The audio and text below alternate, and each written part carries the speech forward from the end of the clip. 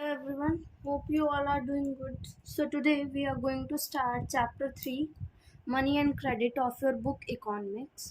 सबसे पहले we have money as a medium of exchange. तो देखो यहाँ पर क्या लिखा है कि the use of money spans a very large part of our everyday life. मतलब without money we can't do our routine activities or we can say transactions. Like selling and buying transactions basically क्या है, कोई भी चीज़ खरीदना या बेचना यानी कि selling and buying. So money क्या करता है, एक्ट करता है as an intermediate for the selling and buying purpose.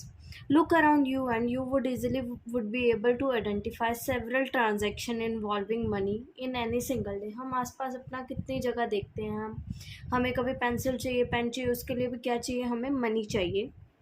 तभी हम क्या है, किसी शॉपकीपर को मनी दे के आते हैं और वो उसके एक्सचेंज में हमें क्या देता है, पेन देता है. तो क्या हुआ, मनी क्या हुआ as a medium of exchange. Even ये बुक भी है, बुक सेलर से अगर हम बुक लेके आते हैं तो अगर हमें बुक लेनी है तो उससे पहले हमें क्या देना पड़ेगा, कुछ इन रिटर्न देना पड़ेगा, जो हम क्या देते हैं, मनी देते हैं in the form of paper notes.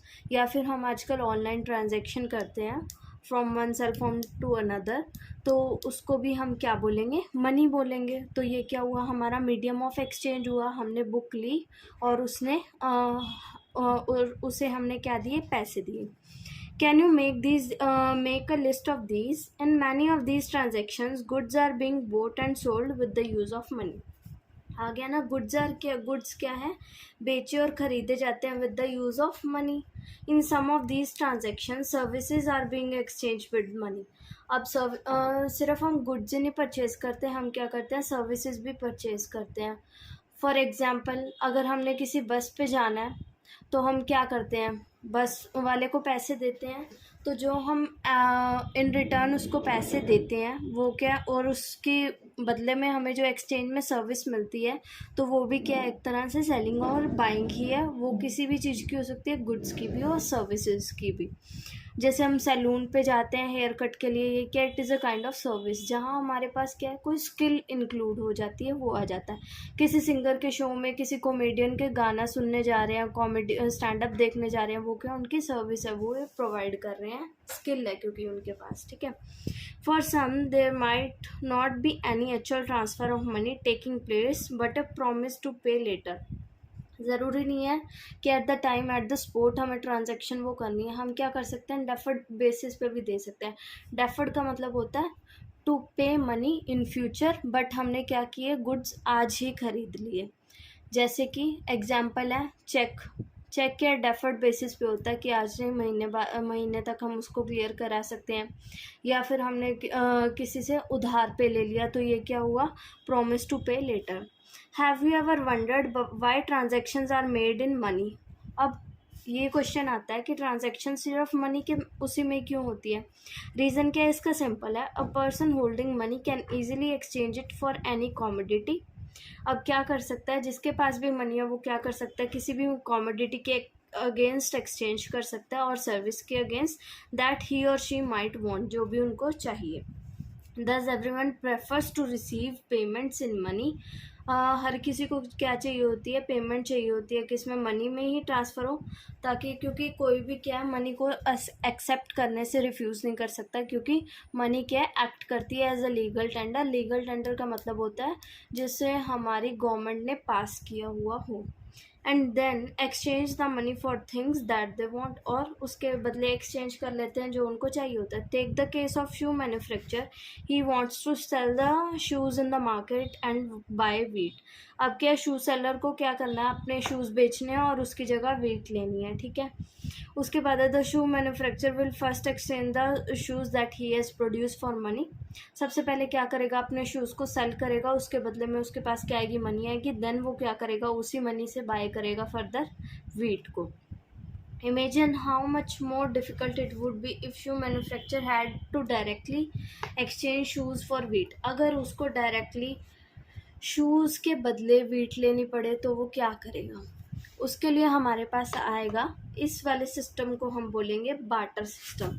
क्या बोलेंगे, बार्टर सिस्टम. बार्टर सिस्टम में क्या होता है, एक्सचेंज ऑफ कॉमोडिटीज़ होती है from one person to another. इसको हम सी कॉमोडिटी ट्रांजेक्शन्स भी बोलते हैं.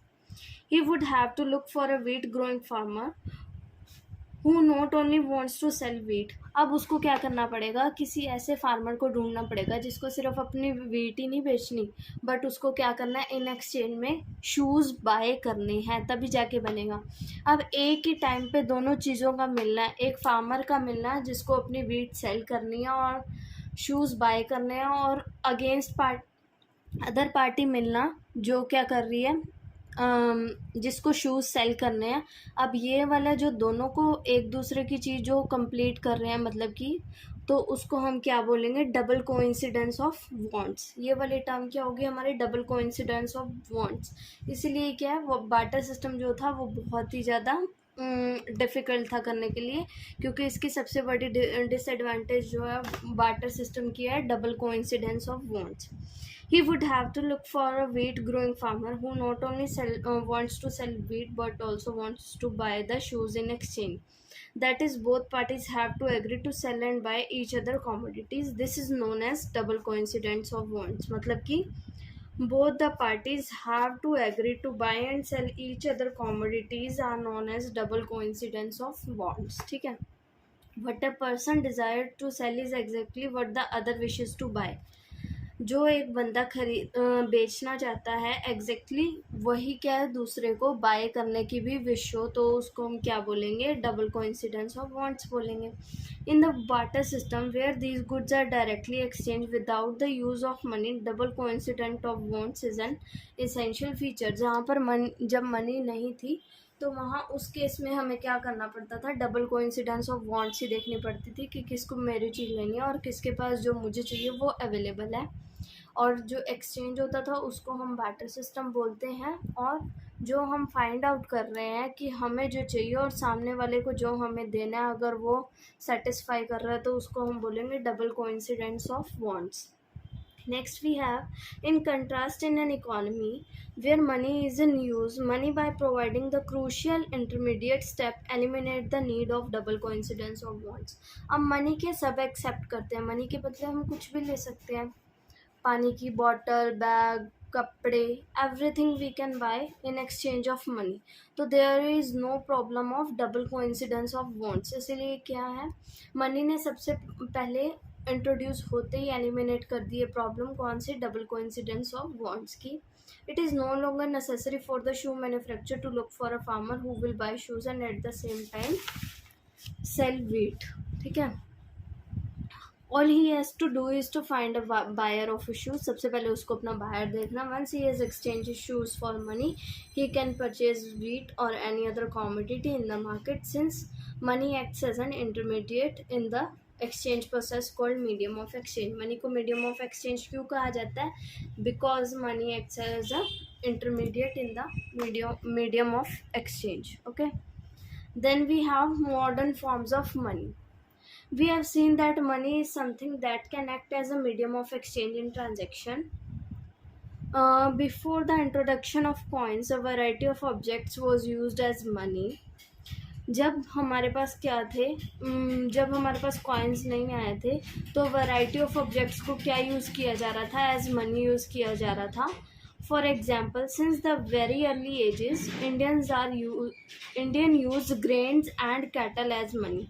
उनके पास जो भी अवेलेबल होता था, वीट, राइस, जो भी अवेलेबल होता था उसको वो एज अ मनी, मतलब कि जो भी एक्स्ट्रा बेंचेस वगैरह, जो भी उनके पास एक्स्ट्रा चीज़ अवेलेबल होती थी जिसके बदले वो किसी सामने वाले से जो उनकी नीड है उसको फुलफ़िल कर सकें, वो एज अ मीडियम एक्ट करता था इन ओल्डर टाइम्स. ओके.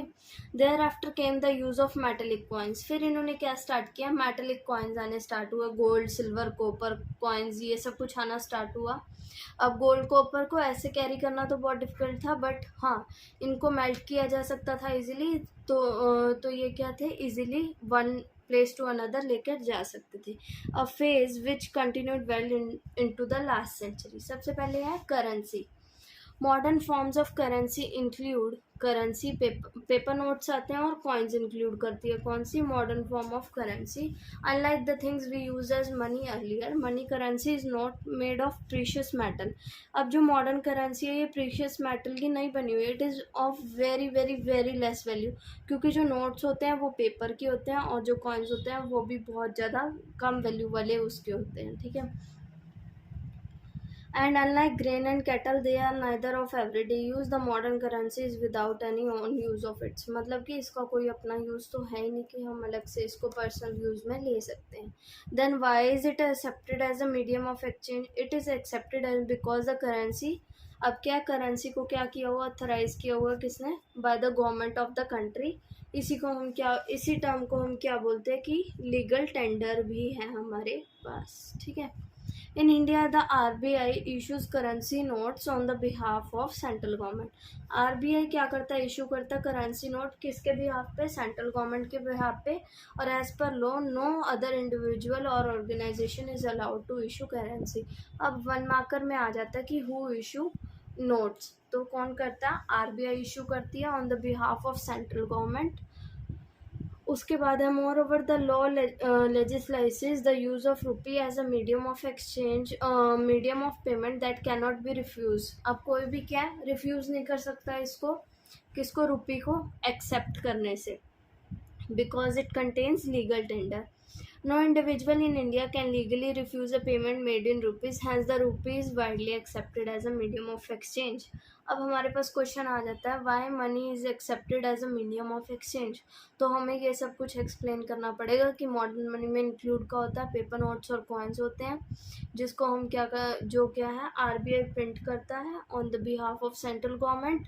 वो क्या होती है ऑथराइज होती है बाय गवर्नमेंट ऑफ इंडिया और उसको लीगल टेंडर मिला हुआ होता है nobody can refuse to accept it. तो इसलिए हम क्या है मनी को as a medium of exchange क्या वाइडली एक्सेप्ट किया जाता है. Next we have is deposits with the bank. The other form in which people hold money is as deposits with bank. You are very well aware of it कि हम लोग क्या करते हैं सेविंग्स करने के लिए क्या बैंक्स में डिपॉजिट करवा देते हैं एफडीज की फॉर्म में सेविंग डिपॉजिट्स हो गए इन सब चीज़ों में ठीक है. At a point of time people need some currency for their day to day needs. अब कभी ना कभी तो हमें चाहिए हम एफडी तुड़वाते हैं या कुछ भी करते हैं या फिर एक पर्टिकुलर टाइम लिमिट होगी तो वो हमें वापस लिक्विडेट करके दे देते हैं ऐसे. For instance worker who receive there salary at the end of each month have extra cash at the beginning of the month.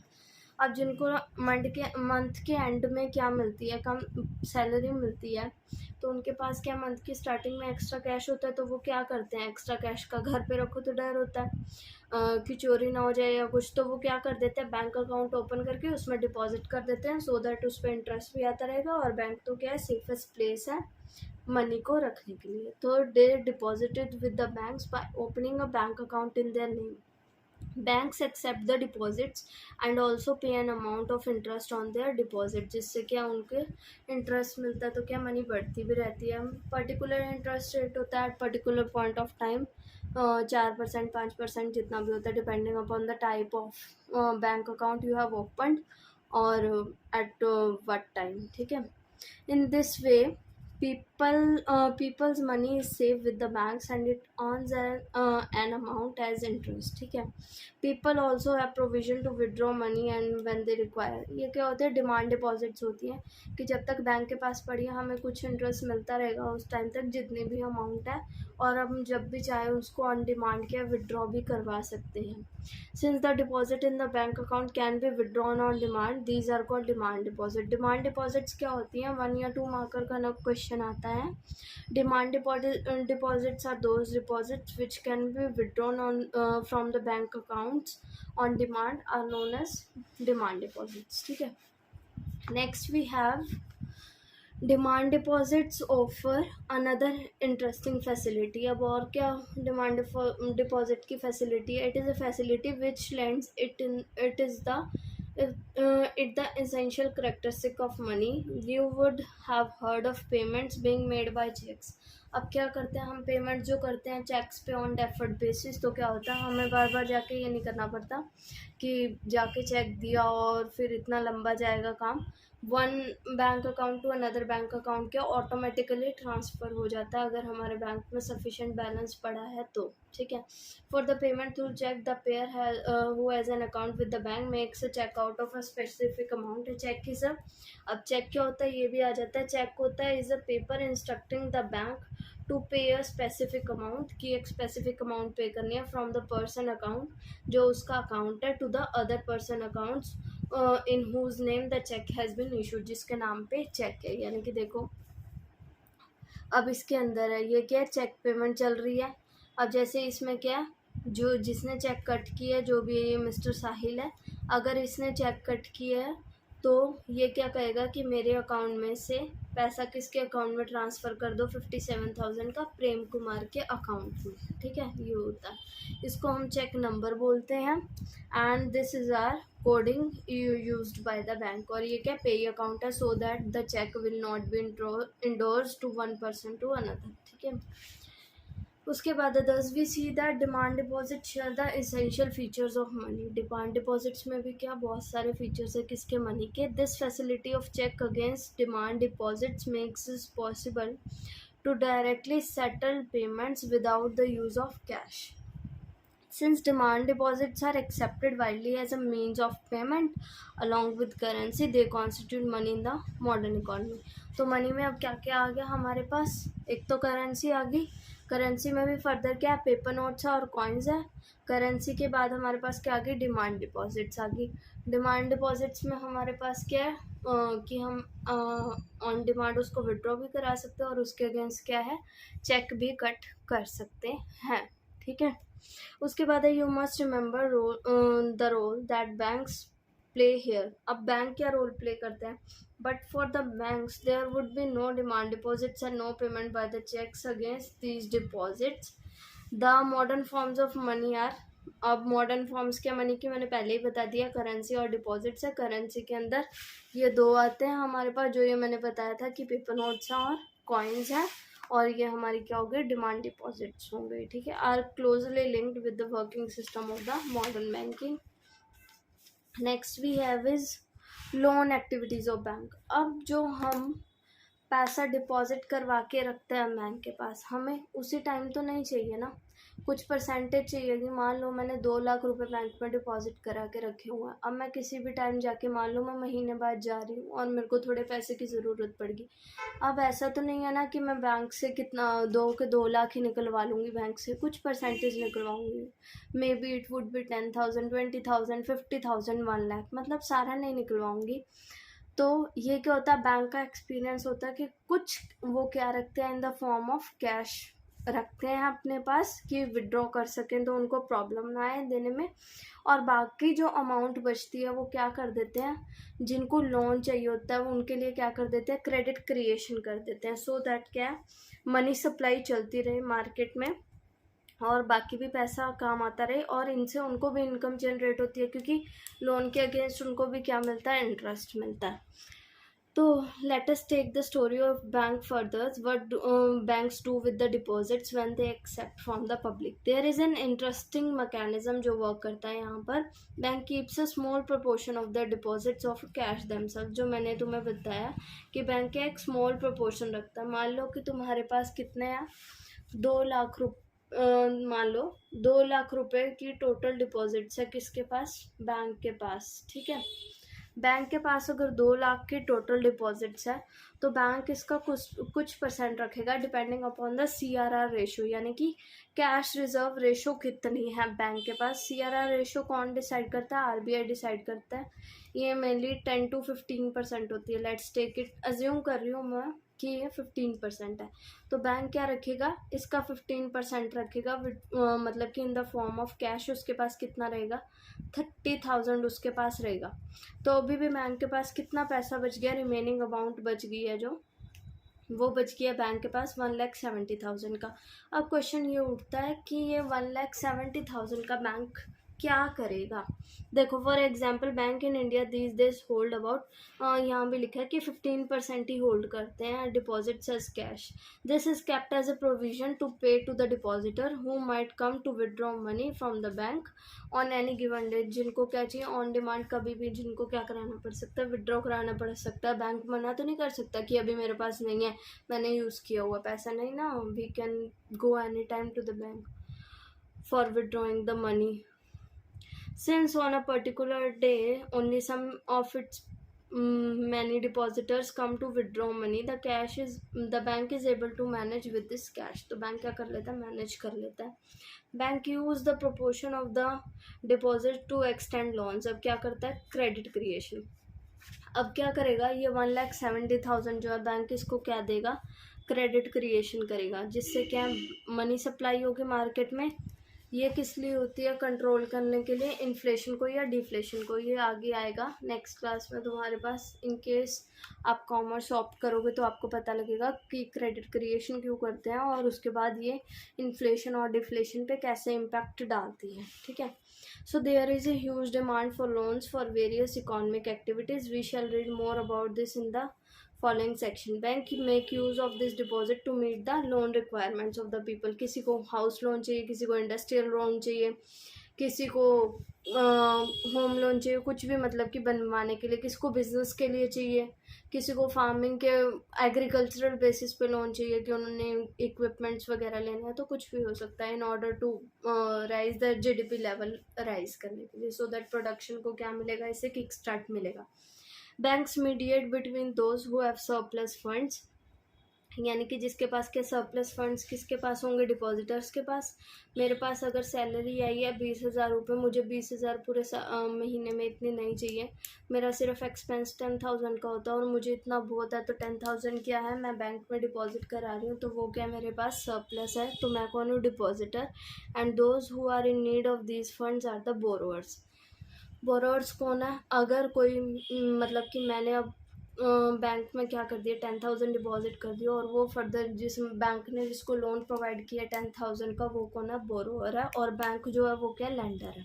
Bank क्या करते हैं, चार्ज करते हैं high interest rate on loans than what they offer on deposit.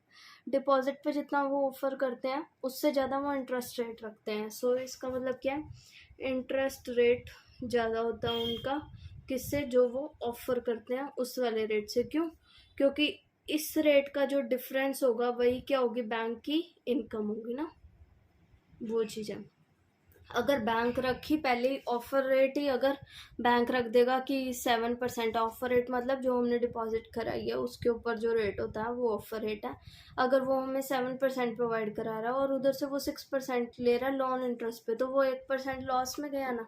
तो वो क्या रखेगा, अपनी इनकम का भी तो देखेगा. बैंक फ्री में थोड़ी ना चलते हैं, उनके भी अपने एक्सपेंसेस हैं, उनको भी इनकम जनरेट करनी है. तो वो इंटरेस्ट रेट क्या रखेंगे, ज़्यादा. मान लो ये 10% रख दिया और ये 7% है, तो 3% में से मान लो 1% का बैंक को खर्चा, तो 2% क्या होगी, बैंक की इनकम होगी ना. तो इस तरह से. ठीक है. Banks charge a higher rate. The difference between what is charged and from the borrowers and what is paid to the depositor is their main source of income. ये मैंने explain कर दिया है, इधर वही है. ठीक है. Next we have is two different credit situations. A large number of transactions in our day-to-day activities involve credit in some form or the another. Credit refers to an agreement. Credit होता क्या, credit कह लो या चाहे loan कह लो, refers to an agreement in which the lender supplies the borrower with money. Lender क्या करता है, supply करता है borrower को क्या, money. ये lender कौन है, यहाँ पर बैंक है, और borrower कौन है, the one who borrows the money from the bank itself. Money, goods और services in return of a promise to pay in future. ठीक है. Let us see how credit works through the following example. अब इसमें क्या है, ये दो examples दिए हुए हैं, रीड आउट कर लेना. ये वाला एग्जांपल मैंने आपको बता दिया तो समझ आ जाएगा आपको. ठीक है. बट एक करना है तो मैं करवा देती हूँ. फेस्टिवल सीजन में क्या है, फेस्टिवल सीजन क्या है, 2 मंथ्स का from now. And the shoe manufacturer है सलीम. उसने क्या ऑर्डर रिसीव किया, received an order from a large trader town for 3,000 pair of shoes deliver in a time of month. 2 महीने का फेस्टिवल सीजन है. शू मैन्युफैक्चर कौन है? सलीम है, जिसको क्या है, बहुत बड़ा ऑर्डर मिलता है कि उन्हें 3000 पेयर ऑफ शूज़ बनाने हैं within a month. To complete the production, उसने क्या किया कंप्लीट करने के लिए? उसने वर्कर्स को ज़्यादा हायर किया, ठीक है। Has to purchase raw material, purchase करना पड़ा। उसके एक्सपेंसेस, मतलब उसको क्या है, पहले इन्वेस्ट तो करना पड़ेगा, मतलब पहले उसको चीज़ तो बना के देनी पड़ेगी ना, फिर ही पैसा मिलेगा उसको। First he asked the leather supplier to supply leather now and promise to pay him later, उसने क्या प्रॉमिस किया कि मैं बाद में पे कर दूंगा। Second, he obtains loan in cash from the bank, loan last trader as advance as कितना ले लिया उसने? 1000 पेयर ऑफ शूज़ का, कि डिलीवर कर देगा whole order by the end of the month. उसने एडवांस पेमेंट कितने की ले ली? 1000 पेयर्स की ले ली। तो at the end of month Salim ने क्या किया? डिलीवर कर दिया ऑर्डर को, मेक अ गुड प्रॉफिट, और रीपे कर दिया जो उसने बोरो किया हुआ था। तो इस केस से अब हमें क्या समझ आता है कि सलीम ने ऑब्टेन किया credit to meet the working capital needs. Working capital needs होती है जो हमारी day to day production cost जो जाती है, या फिर डे टू डे एक्सपेंस के लिए जो हमें चाहिए, वो हमारी वर्किंग कैपिटल होती है। The credit helps him to meet his ongoing expenses of production, complete production on time and thereby increase his earning। इससे क्या होगी? उसकी अर्निंग्स क्या होगी? इंक्रीज होगी, उसकी प्रोडक्शन भी क्या है, टाइम पर हो गई। Credit therefore plays a vital and positive role in this situation. तो ऐसे हमने देखा कि क्रेडिट क्या बहुत एक इम्पॉर्टेंट रोल प्ले करता। अब नेक्स्ट टॉपिक हमारे पास क्या है कि in rural areas the main demand for credit is for crop production. अब रूरल एरियाज यानी कि गांव वाली साइड जो है, मेन डिमांड क्यों की जाती है क्रेडिट के लिए? क्रॉप की प्रोडक्शन करने के लिए, क्योंकि वहाँ पर ज़्यादातर एग्रीकल्चरल रिलेटेड प्रोडक्शन होती है। Crop production involves considerable cost of seeds, fertiliser, pesticides, water, electricity, repair of equipment, ये सब चीज़ें चाहिए रहती है उनको। इक्विपमेंट्स की भी नीड होती है कई बार जिनका स्टार्टअप होता है, और बाकी सब इनको जैसे कि पेस्टिसाइड्स वगैरह फॉर मोर आउटपुट, या फिर वाटर, इलेक्ट्रिसिटी, इरिगेशन फैसिलिटीज़ के लिए ये सब कुछ चाहिए होता है, ठीक है। There is a minimum stretch of 3 to 4 months between the time when the farmer buys these inputs and when they sell the crop. तो इनके बीच में क्या है, जब वो बाय करते हैं इस इनपुट्स को, क्योंकि 3-4 महीने उसको लगेगा, क्रॉप ग्रो करेगी, तब जाके वो उसकी कटिंग होगी, फिर जाके वो मार्केट में जाएगा, फिर बिकेगा। तो इसमें क्या 3-4 महीने चले जाते हैं, इसमें मिनिमम टाइम होता है किसका? 3-4 महीने का। फार्मर यूजुअली टेक क्या कर लेते हैं? वो ले लेते हैं crop loans in the beginning of the season और रीपे कर देते हैं आफ्टर हार्वेस्टिंग, ठीक है। Repayment of the loan is crucially dependent on the income of the farming, ये तो सबको पता है। इन स्वप्नास केस जो ये पीछे हमने ये वाला जो केस था, ये एक मनी लेंडर का केस ही था, ठीक है। स्वप्ना के केस में क्या था कि in the failure of crop made loan repayment is impossible, she had to sell a part of the land to pay the loan. मतलब कि वो क्या, इतनी इनफ उसकी क्या हार्वेस्टिंग नहीं हो पाई थी कि वो क्या कर सके, रीपे कर सके पूरा लोन। तो उसकी वजह से उसको थोड़ा सा लैंड का पीस भी बेचना पड़ा। Credit instead of helping Swapna improve her earnings left her worse off, उसकी जगह उसने क्या किया, उसे छोड़ ही दिया। This is called an example of what is commodity called debt trap. जब हम आफ्टर सेलिंग लैंड भी पे ना कर पाएँ तो उस सिचुएशन को हम बोलते हैं debt trap.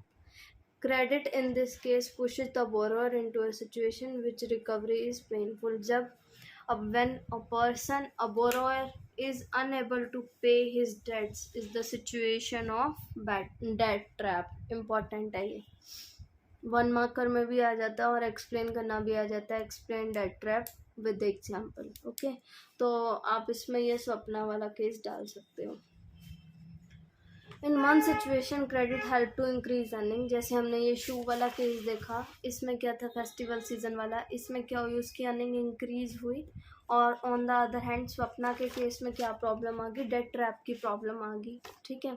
Because of the crop failure credit pushes the person into debt trap। to repay her loan she has to sell off a portion of land, she is clearly much worse off than before। whether credit would be useful for or not therefore depends upon the risk or situation whether there is some support or case of loss, ठीक है। Next topic हमारे पास आ जाता है terms of credit का। Every loan agreement specifies an interest rate. Her loan पे क्या होता है, एक पर्टिकुलर इंटरेस्ट रेट होता है जो क्या बोरोअर को पे करना पड़ता है लेंडर को, along with the repayment of principal. Principal मतलब उसने जितने का लोन लिया अलॉन्ग विद इंटरेस्ट रेट, ठीक है। प्रिंसिपल में इंटरेस्ट रेट इंक्लूड नहीं होता। इन एडिशन लैंडर्स में डिमांड कोलेटरल अगेंस्ट लोन। अब कोई भी ऐसे ही लोन थोड़ी दे देगा बैंक अगर बैंक से अगर हम लोन लेते हैं तो हमें एज अ कोलेटरल यानी कि एज अ सिक्योरिटी उसके पास कुछ रखना पड़ता है। चाहे फिर हम वो गोल्ड रख दें, अपनी ज्वेलरी रख दें, कोई भी मतलब कि प्रेशियस चीज़ जिसकी अमाउंट उससे ज़्यादा हो थोड़ी, वो बैंक पर डिपेंड करता है कि कितनी मार्जिन रिक्वायरमेंट है बैंक की। कि अगर मान लो 5 लाख का लोन लिया है तो अगर गोल्ड है तो वो कम से कम 7 लाख का तो तुमसे रिक्वायरेगा ही, वो डिपेंड करता है। या फिर हमने अपने प्रॉपर्टी के पेपर्स रख दिए, हमारी लैंड पे लोन ले लिया जिसपे हम हार्वेस्ट कर रहे हैं, ऐसा कुछ, ठीक है। तो उसे क्या बोलते हैं, हम कोलेटरल बोलते हैं। सो कोलेटरल क्या होता है, सेट होता है दैट द बोरोअर ओन्स, जो क्या होती है बोरोअर के पास होती है, such as land, building, vehicle, life stock होते हैं ये हॉर्सेज वगैरह, हॉर्सेज, कैटल्स, ये सब, और deposits with the bank and uses this as a guarantee to the lender until the loan is repaid. मतलब कि क्या है, ये बैंक की पोजेशन में रहते हैं till the loan is repaid as a security. If the borrower refills to pay the lender has the right to sell the asset और collateral to obtain the payment. फिर क्या उसके पास right to sell the collateral का right क्या हो जाता है, अराइज हो जाता है, किसके पास, लेंडर के पास, ठीक है। Property such as land, tiles, deposits, life stocks are common example which can be use as borrowing, ठीक है। जैसे कि इसमें एग्जाम्पल हाउस लोन का दिया है कि हाउस के बदले लिया 10 क्या बोला है इसमें कि मेघा ने लोन लिया कितने का, 5 लाख का लिया, किससे, हाउस परचेज करने के लिए लिया बैंक से। तो एनुअल इंटरेस्ट रेट कितना, 12% है, और लोन कितने साल में पे करना, 10 ईयर्स में पे करना, मंथली इंस्टॉलमेंट जितने की भी बनती है, ठीक है, वो कैलकुलेट कर। वे Megha had to submit the bank documents showing her employment records and salary before the bank. अब बैंक क्या देखेगा, उसका स्टेटस भी देखेगा फाइनेंशियल की कैसा है, कि इसकी रीपे करने की कैपेसिटी इन फ्यूचर है भी या नहीं है, ठीक है। तो बैंक ने क्या किया, रिटेन कर लिए पेपर, किसके, as a security of the new house, क्योंकि लोन पे वो तो मिल ही गया, तो उसके बदले में क्या है, रीपे कर दिया एंटायर लोन विद इंटरेस्ट। तो उसको उसका कोलेटरल यानी कि अपने न्यू जो होम लोन लिया उसका हाउस जो है वो वापस मिल जाएगा, ठीक है। उसके बाद है interest rate, collateral and documentation requirement and the mode of payment together comprises of terms of credit. अब क्या है, टर्म्स ऑफ क्रेडिट को अगर तुम्हें कोई बोले कि what are the terms of credit, credit की टर्म्स में सबसे पहला आएगा इंटरेस्ट रेट। इंटरेस्ट रेट क्यों, अगर हम लोन लेंगे तो उस पर इंटरेस्ट लगेगा, और बैंक हमें ऐसे तो देगा नहीं, हमें एज ए सिक्योरिटी कुछ रखना पड़ेगा, तो हमारे पास क्या आएगी, कोलेटरल। एंड डॉक्यूमेंटेशन रिक्वायरमेंट तो होती है, हमारी सारी डिटेल्स ली जाती है, आधार कार्ड वगैरह और पैन कार्ड और ये सब कुछ लिया जाता है एज अ डॉक्यूमेंटेशन, जो भी रिक्वायरमेंट रहती है बैंक की, डिपेंडिंग अपॉन कि कितने अमाउंट का आप लोन ले रहे हो, ठीक है। अगर ये क्वेश्चन 1 मार्कर या 2 मार्कर में आता तो सिर्फ ये इतना लिख दोगे, अदरवाइज क्या, अगर ये 3 मार्कर क्वेश्चन आ जाता तो तुम्हें क्या करना पड़ेगा, डिटेल में एक्सप्लेन करना पड़ेगा कि टर्म्स ऑफ क्रेडिट ये 3 होते हैं, और फर्दर फिर इन तीनों को क्या करना पड़ेगा, एक्सप्लेन करना पड़ेगा कि क्या होता है। कोलेटरल बता ही दिया है, इस एन एसेट ये वाला लिख दोगे सारा। उसके बाद डॉक्यूमेंटेशन रिक्वायरमेंट तुम्हें पता है, बता दिया, वो लिख देना। और इंटरेस्ट रेट वाला ये कि बैंक क्या करता है, कुछ चार्ज करता है एज अ इनकम, जो हमने पीछे ये वाला एग्जाम्पल किया था, इससे समझ आ जाएगा, ठीक है। वैसे आता नहीं इतना। The terms of credit vary substantially from one credit arrangement to another. They may vary depending upon the nature of lender and the borrower. The next section will provide example in terms of this. ठीक है, अब हमारे पास topic क्या आ जाता है, formal sector credit in India, यानी कि types of credit आ जाता है। एक तो हमारे पास होता है फॉर्मल और एक होता है informal. So the various type of loans can conveniently be grouped as formal sector loans और इनफॉर्मल सेक्टर लोन्स, इसमें दो तरह के होते हैं, एक तो फॉर्मल वाला हो गया और एक इनफॉर्मल सेक्टर वाला हो गया। Among the formal sector loans में कौन से आ जाएंगे, बैंक्स और कोऑपरेटिव सोसाइटीज़ वगैरह आ जाएंगी, जिन्होंने स्पेशली मतलब कि जो बनी हुई हैं इसके लिए, इंडस्ट्रियल ग्रुप्स वगैरह के लिए, जो रिहेबिलिटेशन के लिए, सिक इंडस्ट्रीज़ को मतलब कि रीडेवलप करने के लिए जो बने हुए हैं कोऑपरेटिव्स वगैरह, वो आ जाएंगे। द इनफॉर्मल लैंडर्स इंक्लूड, कोई भी हो सकता है, money lender, traders, big farmers हो गए, रिलेटिव, एम्प्लॉय फ्रेंड, ये कौन से आ जाएंगे, हमारे सारे इनफॉर्मल में आ जाएंगे। तो ग्राफ 1 में जैसे कि बोल रहे हैं, you can see the various type sources of credit to rural households in India, is credit coming from formal sector, कौन से में से ज़्यादा आ रहा है, फॉर्मल में से या फिर इनफॉर्मल में से, ये बोल रहे हैं। जैसे कि अब इसमें दिया हुआ कि ये 33% किसका, मनी लेंडर्स का, 8% रिलेटिव्स, दो अदर नॉन इंस्टीट्यूशनल एजेंसीज का हो गया, 1% गवर्नमेंट, 25% क्या कोऑपरेटिव बैंक्स और सोसाइटीज़, इसमें सेल्फ हेल्प ग्रुप का एग्जाम्पल भी आ जाएगा, जो क्या है हमारा फॉर्मल सेक्टर है। कमर्शियल बैंक भी क्या ऑब्वियसली हमारा क्या फॉर्मल सेक्टर है। सो यू कैन सी कि 2% प्लस 25 और एक ये कितना हो गया 53%, तो हमारा किससे आ रहा है, फॉर्मल सेक्टर से आ रहा है। और जो बाकी बच गया 8%, 33% और ये किससे, 8%, 33% और ये तीनों हमारे कौन से हैं, इनफॉर्मल सेक्टर से हैं। ये भी फॉर्मल में इंक्लूड होगा। अदर इंस्टीट्यूशनल एजेंसीज भी 5 और ऐड कर देना, 53 में 58% हो गया और बाकी बचा हुआ इसमें चला गया, ठीक है। Next we have the RBI of India supervises the functioning of formal sources of loan. For instance, we have seen that the bank maintain a minimum cash balance out of the deposits they receive.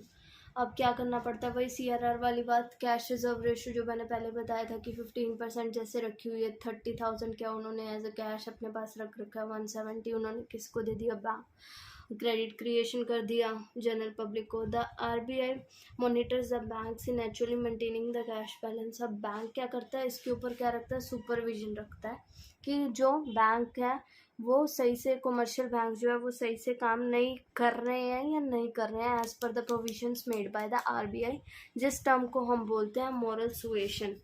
जब RBI क्या check रखता है उसके ऊपर, commercial banks के ऊपर, कि वो प्रॉपरली काम कर रहे हैं या नहीं कर रहे हैं, इसको हम बोलते हैं moral suasion.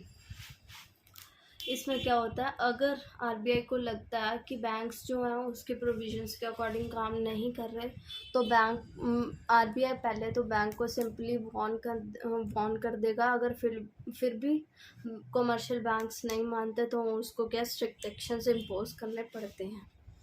The RBI sees that the bank give loans not just for profit-making businesses and traders, but also to the cultivators को भी देते हैं, small scale industries वालों को भी और small borrowers को भी। Periodically, banks have to submit information to RBI on how much they are lending to whom or at what interest rate. ठीक है।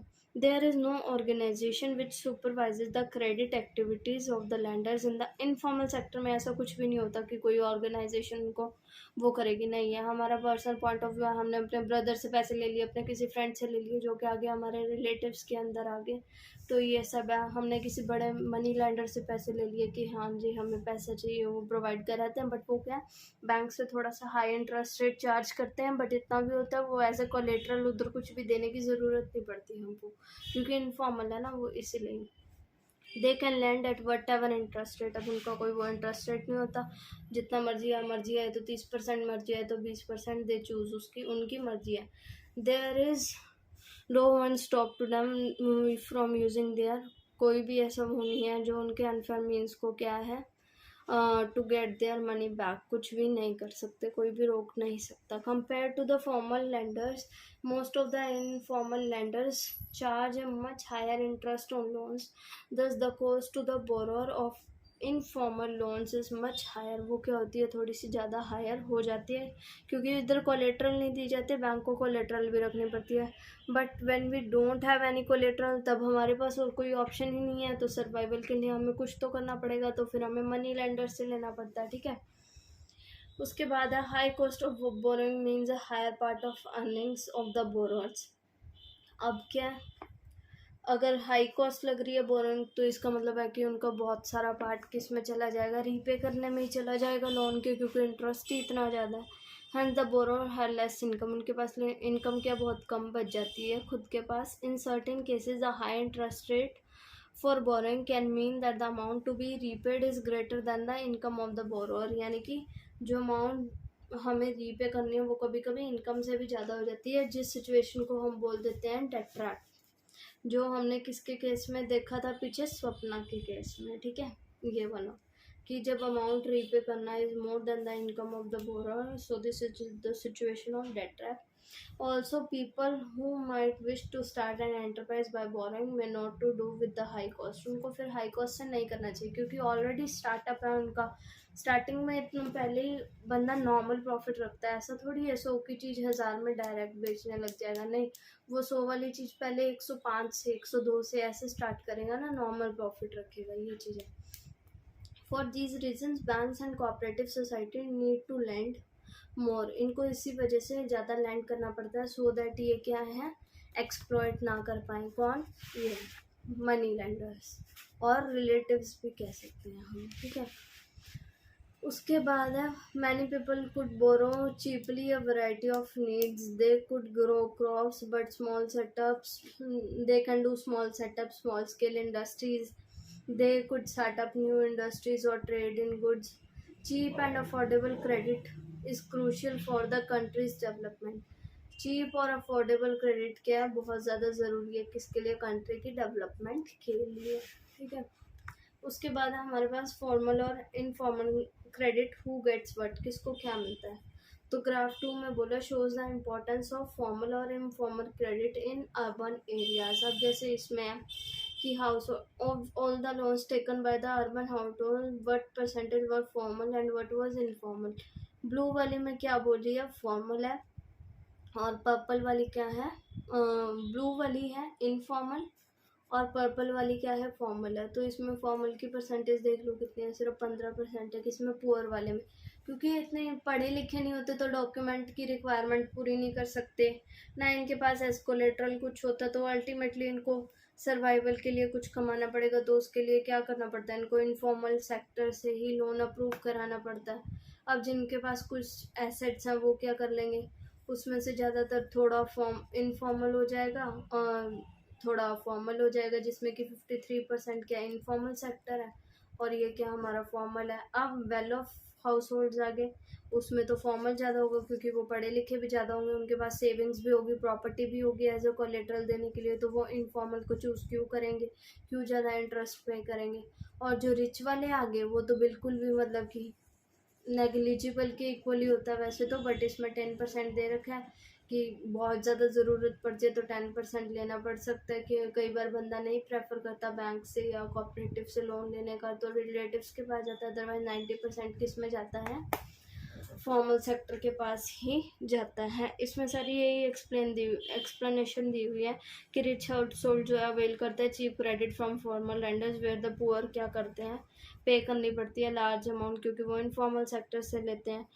What does all this suggest, first the formal sector still meets only about half of the total credits needs of the rural people, the remaining credited needs are met through informal sectors. ठीक है, इसमें थोड़ा सा print clear नहीं है guys, I hope you will be able to manage, बाकी मैं बोल रही हूँ तो आपको साथ साथ सुनाई देगा। ठीक है, thus is it necessary that banks and cooperatives increase their lending particularly in rural areas so that dependence on informal resources क्या हो जाएगी, रिड्यूस हो जाएगी, कि बैंक्स और कॉपरेटिव्स के ज़्यादा ओपन होने चाहिए किधर, रूरल एरियाज़ में। तो क्या है, जो मनी लेंडर्स एक्सप्लॉइट करते हैं पुअर पीपल को, वो करना क्या करेंगे, बंद करेंगे। और सेकेंडली ये बोल रही हैं कि while formal sector loan needs to expand, it is also necessary that everyone receive this loans. ऐसा नहीं है कि सिर्फ रिच पीपल को ये लोन्स जो है प्रोवाइड करते रहे। अगर हम एक साइड बोल रहे हैं कि फॉर्मल सेक्टर को क्या होना चाहिए, एक्सपैंड होना चाहिए, तो सबको लोन भी मिलना चाहिए। यानी कि ऐसा नहीं है कि वो रिच पीपल को प्रेफरेंस दिए जा रहे हैं, रिच पीपल और रिच हो रहे हैं, पुअर वहीं पर ही पड़े हैं, वो उनको क्या मनी लेंडर्स के पास ही जाना पड़ रहा है क्योंकि ये तो उनको लोन प्रोवाइड ही नहीं कर रहे। तो ऐसा भी नहीं होना चाहिए। ठीक है, उसके बाद इन्होंने लिखा है at present it is the richer household who receive formal credit whereas the poor have to depend on the informal sources. जो भी मैंने बताया, it is important that formal credit is distributed equally between the rich and the poor for the benefit of cheap loans। ठीक है, next topic हमारे पास है self help groups का। सेल्फ हेल्प ग्रुप्स में क्या होता है बेसिकली, इसमें मान लो एक पर्टिकुलर एरिया के कुछ बंदे क्या है ज्वाइन हो जाते हैं सेल्फ हेल्प ग्रुप्स में। Bank are not represent everywhere. इसका मैं आपको बताती हूँ, रुको, इसका प्रिंट क्लियर नहीं है, एक second. Let's understand self help groups from here. तो सेल्फ हेल्प ग्रुप्स बेसिकली होते क्या हैं, देखो ये क्वेश्चन आया भी कितनी बार हुआ है, 2008, 9, 15, 16, 5 मार्क्स में ये क्वेश्चन आता ही आता है। या फिर एक्सप्लेन कर दो सेल्फ हेल्प ग्रुप्स को, या फिर रोल क्या है सेल्फ हेल्प ग्रुप का रूरल इकोनॉमी में, किसी भी तरीके से आ सकता है। तो ये क्या होता है, सेल्फ हेल्प ग्रुप क्या होता है, मेंबर्स का ग्रुप होता है जो कि बिलोंग करते हैं सेम विलेज से, हैविंग 15 to 20 मेंबर्स। ठीक है, इनका मेन मोटिव क्या होता है, to pool the savings of the poor people. इनको क्या है, मतलब कि जिसको जितना सेव, जिसने जितना एक्स्ट्रा सेव किया वो क्या पूल करना, यानी कि इकट्ठा करना। मतलब कि ऑन मंथली बेसिस अगर किसी ने 500 सेव किया तो 500 दे गया, किसी ने 1000 किया तो 1000 दे गया, ऐसे 15 से 20 जन क्या है इकट्ठा कर लेते हैं। सेविंग पर member can vary from ₹25 to 100। इसकी बहुत ही नॉमिनल सी सेविंग अमाउंट होती है, और more depending upon the ability of the people. जितना किसी की कैपेसिटी है देने की, डिपेंडिंग कि उसकी इनकम कितनी और वो कितना सेव कर पा रहा है, और कितने उसके एक्सपेंसेस उससे मीट हो पा रहे हैं, and the strength of the group, और कितने नंबर ऑफ पर्सनस अवेलेबल है उस ग्रुप के अंदर। 15 to 20 इज द मिनिमम। 10 का भी हो सकता है, वैसे सच कोई इसका फिक्स क्राइटेरिया नहीं है, इट्स जस्ट जनरल पॉइंट कि 15 से 20 लेने हैं, वैसे कितना भी हो सकता है, 50, 100 इतने भी हो सकते हैं। ठीक है, तो सेल्फ हेल्प ग्रुप क्या करते हैं, प्रोवाइड करते हैं loan to their members at reasonable rate.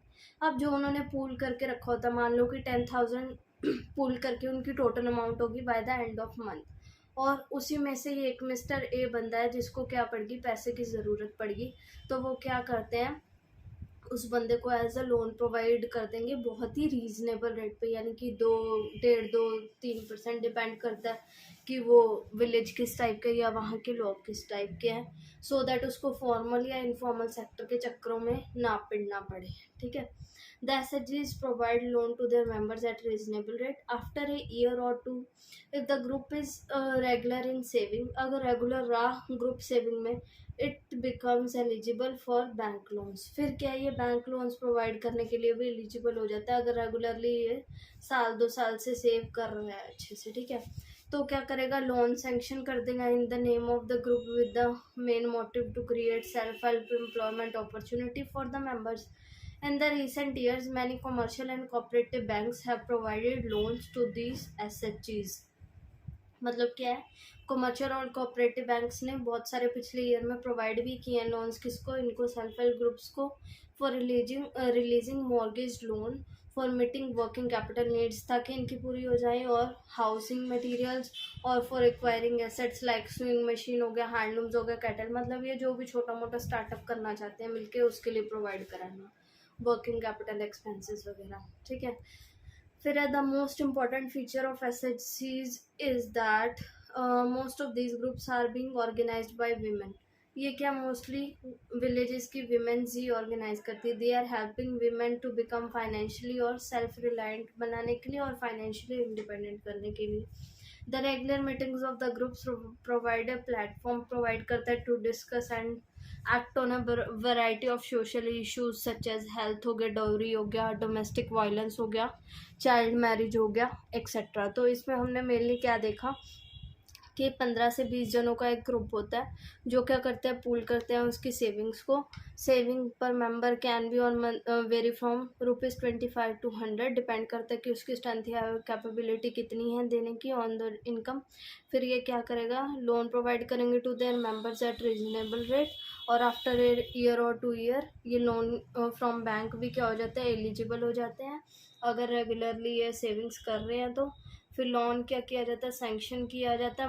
Main motive क्या होता है, self employment opportunities for the members. फिर क्या है, ये लोन्स और कोऑपरेटिव्स और कमर्शियल बैंक से ले लेते हैं इनकी वर्किंग कैपिटल नीड्स को पूरा करने के लिए, so that they can start up something like tailoring का काम शुरू कर दिया तो स्विंग मशीन हो गया, हैंडलूम का हो गया, कैटल का हो गया। उसके बाद क्या, ऑर्गेनाइज कौन करता है, मोस्टली ये वीमेन करती है, सो दैट वो फाइनेंशियली इंडिपेंडेंट और सेल्फ रिलायंट बन सकें।